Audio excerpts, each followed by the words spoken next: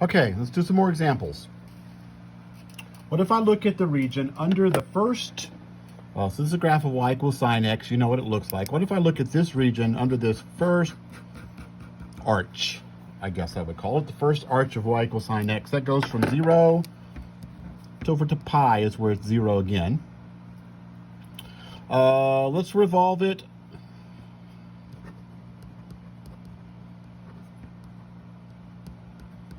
around the x-axis. Well, a typical shell looks like, typical rectangle looks like that.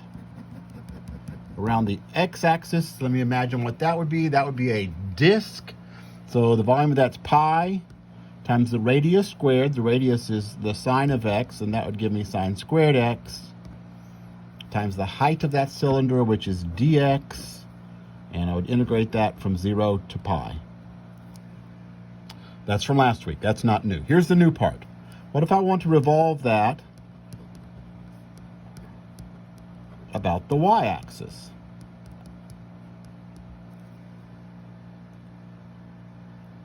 Revolve that about the y-axis. And if I imagine this rectangle revolving about the y-axis, I can picture a cylindrical shell. And a cylindrical shell has volume 2 pi, average radius, height, thickness. 2 pi, average radius, height, thickness. 2 pi I'm just going to write down. Average radius, it's from here to there. It's the middle of this. Because there's one radius all the way to the end, one radius to the beginning of the interval. The middle, if I just say I'm using midpoints for my interval, that would just be the x value I pick, and the height would be f of x, sine x. The thickness of that shell would be the dx. 2 pi, average radius, it's very frequently x. Sine x is the function, dx, integral from 0 to pi. Now, how would I evaluate those by hand?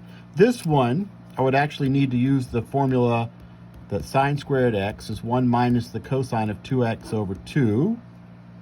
It's been a while. This one is by parts.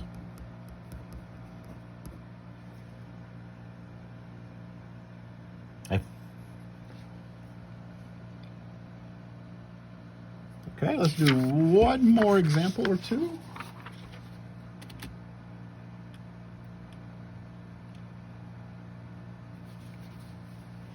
What if I want to graph, want to find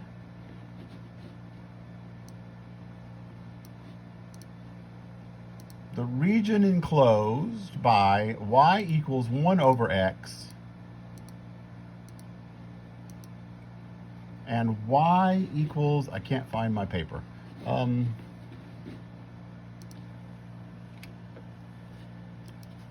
Y equals 1 over x and y equals 5/2 minus x. And where do I want to revolve that? There's the paper. Something to write on.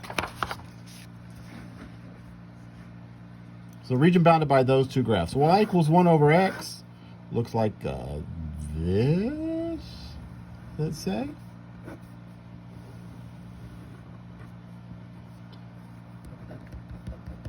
And y equals 5/2 minus x looks something like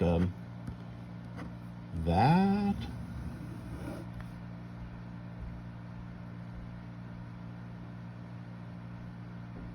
And I want to revolve that. Let's revolve that about both axes. Oh, you can't see. Y equals 1 over x and y equals 5/2 minus x. And I want to revolve that around both axes.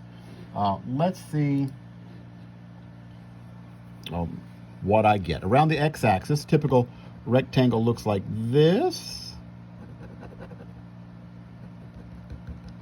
If I revolve that around the x-axis,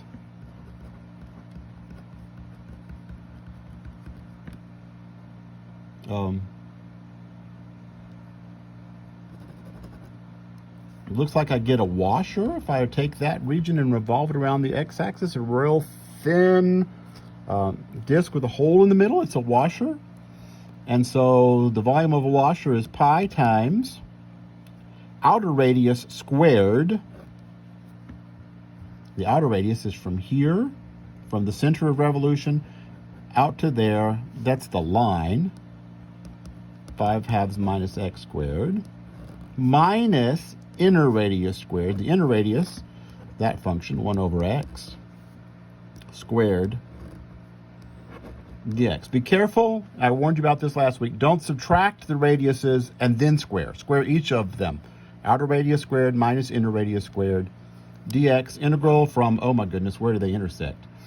That's an algebra problem. I should have done that beforehand. Where does 5/2 minus x equal 1 over x? So that's 5/2 x minus x squared equals 1. I just multiplied by x.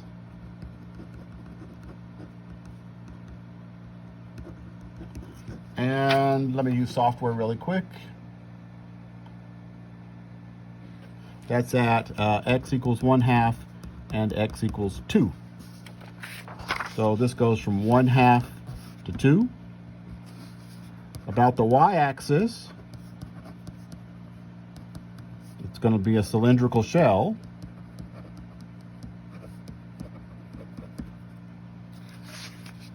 And 2 pi, average radius is x. Height, the height of that is going to be the top minus the bottom. That'd be the height of that rectangle. Thickness, dx, integral from 1/2 to 2. Do your homework, send me questions. Sorry, that one was even longer.